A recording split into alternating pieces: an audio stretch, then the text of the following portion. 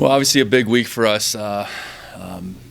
Big game in front of us, challenging opponent. I think we utilized the bye week well to do the things we talked about, one of which was healing up.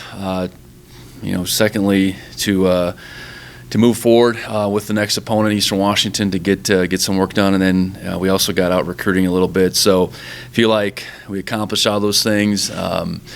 Got our week going obviously today with the election day tomorrow.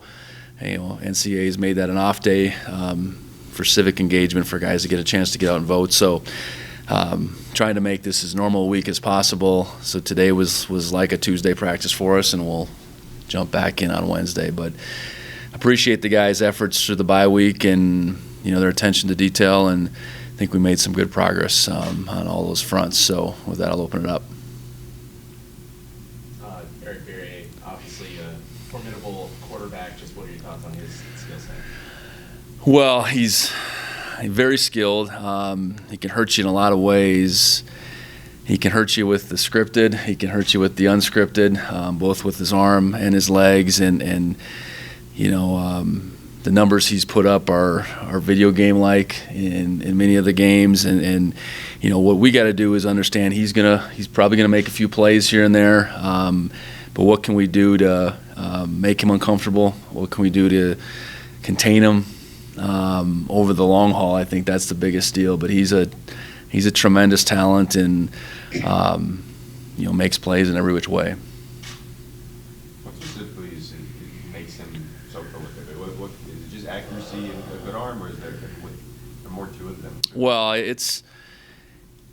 there's a lot to it, like he can work fine within a quick game, getting the ball out, but then there's so many plays where he's extending plays, evading pressure. Just when you think you have him wrapped up, he finds a way to skirt out, and he does a really good job of keeping his eyes downfield. He's not, rarely do his eyes go down, rarely does he lose track of where his options are downfield, and the number of plays big plays that he makes that are unscripted, are pretty uncanny, really. And then they can utilize him as well in the quarterback run game. So he'll pick up some yards scrambling at times, especially in key situations, third, fourth downs, red zone. But then they can also utilize him from a dedicated quarterback running perspective too. So. It's all those things, and it's every game. You're like, how did he get out of that? Look at that play, and I think the key is to keep them all in front of us. I guess at the end of it, not let any of them get behind our secondary, and then we got to tackle real well. Whether that's tackling him when we got chances, or then tackling their receivers who are very skilled as well. Is there a QB that he reminds you of? Oh, I think of the guys we've faced this year, Portland State's quarterback, similar, I think, just their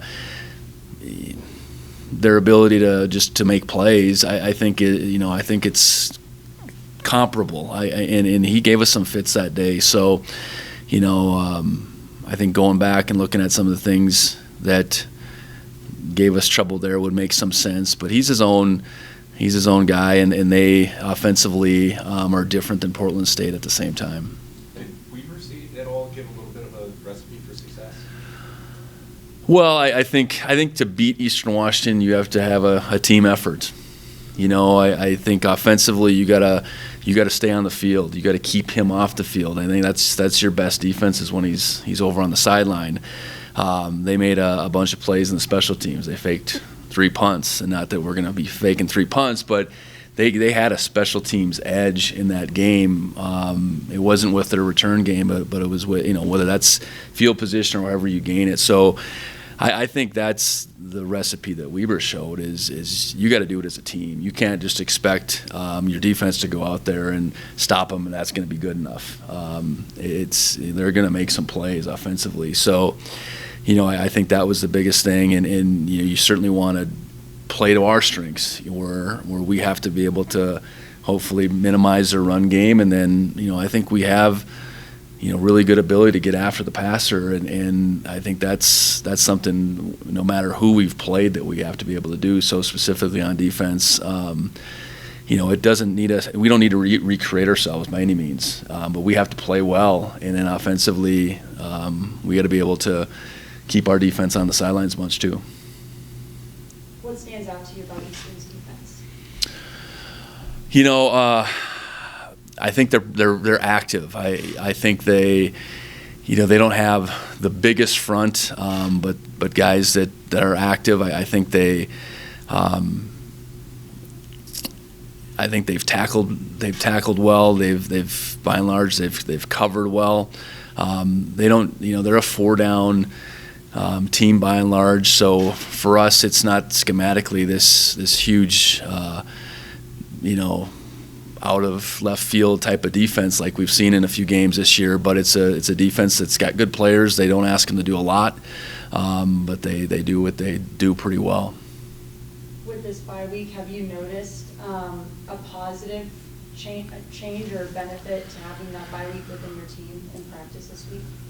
I think so. The guys are able to catch their breath a little bit, and some of those guys that were coming off of 8 straight weeks of mileage have been able to get some more tread on their tires, I guess. They just we didn't practice some guys a great deal last week, but starting on Saturday we started to ramp up, and it's a little bounce in their step, whatever. I think it's the bye week coupled with a very good opponent in front of us that our energy has been good, our attention to detail has been what we wanted, and I don't think the bye week for us, could have come at a better time. You play that many games in a row, and in particular, the last couple of games were very physical games. I think we needed it, and we utilized it well.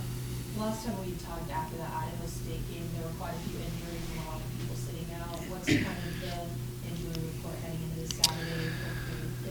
Yeah, I think as we sit here on Monday of game week, as healthy as we've been in a long time, and that's getting a few guys back in the mix. James Campbell, Nate Stewart, I believe, but it's also guys that have been out there that just that cumulative effect has taken its toll. I think those guys feel better. The guys that didn't play against Idaho State.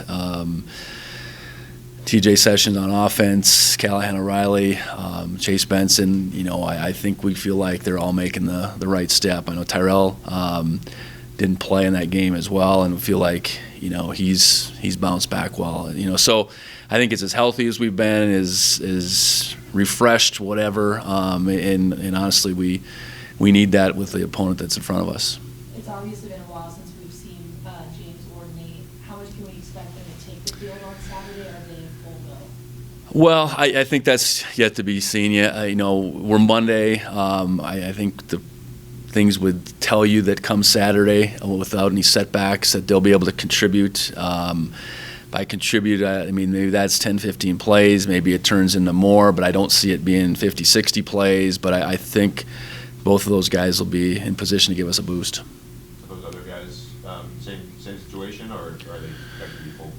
Yeah, I think that's the way we feel right now. I think that's how we approached last week, to really give them continued time off to turn the page on Saturday. We had a good practice on Saturday, and felt like we were heading in that direction where those guys that didn't play against Idaho State would be in position to.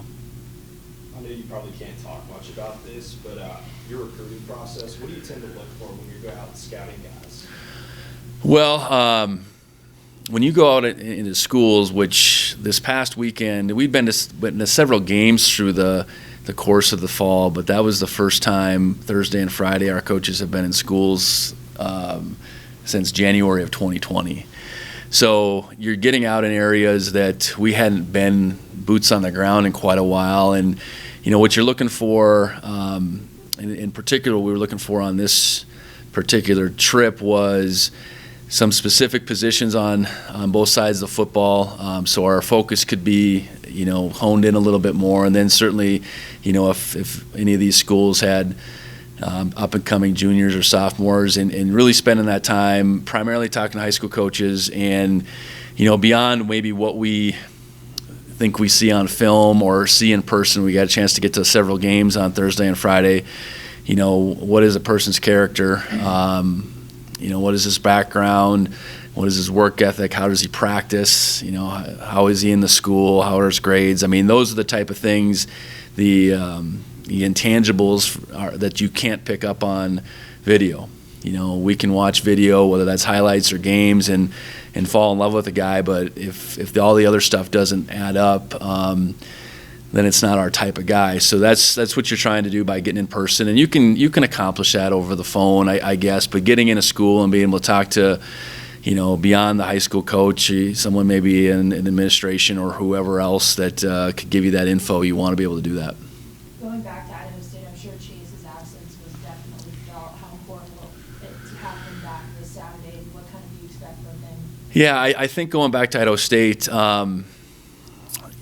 Chase is, if not he's one of the best D linemen in this conference, and I think we felt like the guys that stepped in played well now, but they're not Chase Benson.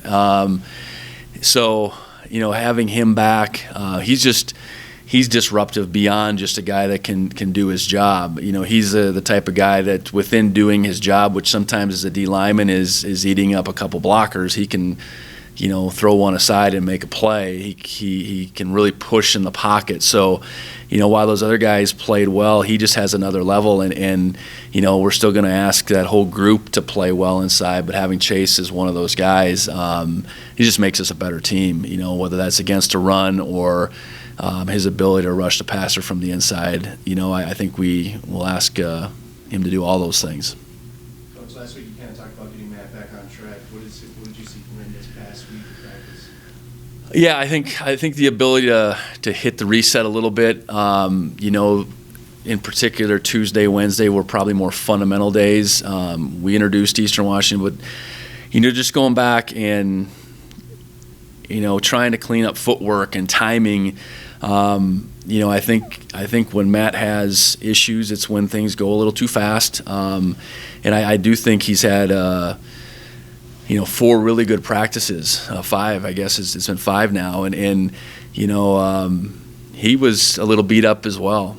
He's taken some shots, through these first 8 games that accumulate, and I think for him to heal up and not have a Saturday where he took any shots was important. So I think he was able to take a good step this past week, and we'll need him to do the things that we hope to this weekend. Matt's got to play well. He doesn't have to do it all himself, but he's got to play well, and I think we took some good steps towards that. We've kind of seen Tommy a lot. His role just grow a little bit more every game. Do you guys still plan on getting him even more reps as the season goes on? Yeah, I think it's been apparent that seeing Tommy out there a handful of times each game is part of what we want to do, and seeing him throw the football a couple times, complete a ball in that Idaho State game. I think I've said it all along. He's still a quarterback, and he's not just a guy back there that's going to run the football. He has the ability to throw it, and I think to continue to build off of that is what we need to be able to do here the rest of the way. And Tommy's he's taken that role each and every week and ran with it, and he's made an impact when he's had the ball in his hand, and we'd be crazy to go away from that. Is there any added intensity going into this Eastern game within the locker room, within practice, knowing that this is one of your bigger Big Sky matchups? Well, I think our team has done a good job of preparing for every team, but I think it's human nature to know where they're ranked and what their record is, and how high-powered they are on offense in particular. That I think the mindset is that we got to play really well. Okay, how do we play well? And not that we haven't intended on playing well in other games, though. I think that's the thing we've tried to say all year is it doesn't matter who we play, when, where. But I think human nature would say that you dialed up just a little bit. But I hope it's not. I think we have a team that hasn't let our opponent dictate our play. by and large, and that's, it's easy in a game like this. It's been more challenging in those weeks where we have been favored, but I think we've answered the bell in each one of those weeks. Are there other players that really stand out to you on Eastern?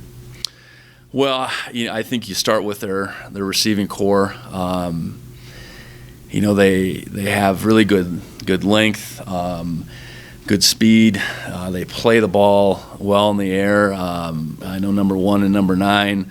Those two are almost carbon copies of each other. So it's not like you can take and focus all your attention. But it's not just those two. I think they have 4 guys over 30 catches. And so they spread the ball around quite a bit. You can't lean one way against a team like this. I think the running back, is a good player. Merritt, I know he's got all kinds of touchdowns, but beyond that, he's a guy that can make guys miss. I think defensively, their front is interior front is probably the most disruptive part of their defense, certainly, and we're going to have to slow those guys down. I know that. You think you'll try to switch your defensive alignments at all, or are you going to stick to that 4-2-5 base for most of the game? Oh, we're gonna be who we are. I think part of our success though has been to keep quarterbacks off balance. So we haven't been a team all year that's gonna go out and look the same way every play. So our structure, I guess, is 4-2-5, but we tend to mix it up quite a bit, and that's what we'll intend to do against Eastern Washington. Byron Rollins mentioned that the D-line went to highlight and had a bonfire. Were there other opportunities like that with the team to kind of do some fun things? Well, we didn't have any set things. Part of it is just giving them some time, but I think it is good that our guys want to be around each other. I do think that's important. I think we have a team that's close, in particular when you look at those position groups. So there was nothing, I guess, prescribed, or I guess that they had to do this, and this, and that's so you hope that those opportunities happen organically, which I know they did, and I think we came out of that week a better football team because of the bye, and there's a lot of reasons for that. I know a lot of guys were at the volleyball game. Were you there as well at the volleyball? Yeah, I was. Heck of a match, and it was good to see a bunch of our guys there cheering the volleyball team on.